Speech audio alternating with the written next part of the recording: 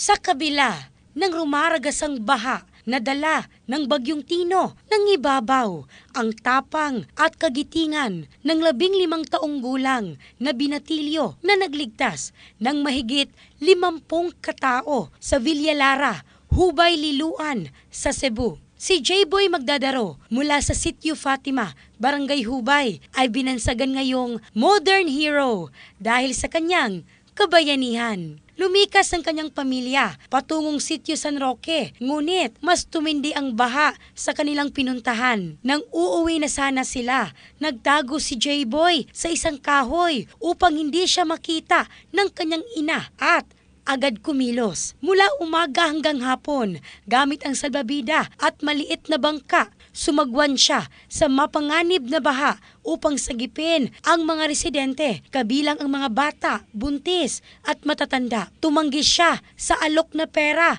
bilang pasasalamat. Dahil sa viral na kabayanihan ni J-Boy, dumating ang maraming biyaya sa kanya. Nakakuha siya ng scholarship mula kay Mabolo Barangay Captain Daniel Francis Arguido na tiniyak na susuportahan siya kahit hindi siya residente ng Cebu City. Nagbigay rin ng scholarship ang bayan ng Liloan at pinangalagaan ang kanyang kalusugan sa pamamagitan ng anti-tetanus shot. Mabuhay ka, J-Boy! Sa murang edad, ipinakita mo ang tunay na diwa ng kabayanihan, tapang, kabutihan at paglilingkod na taos-puso. In the heart of changing lives. Ako, si Michelle Craste ng Brigada News Philippines, the Music and News Authority.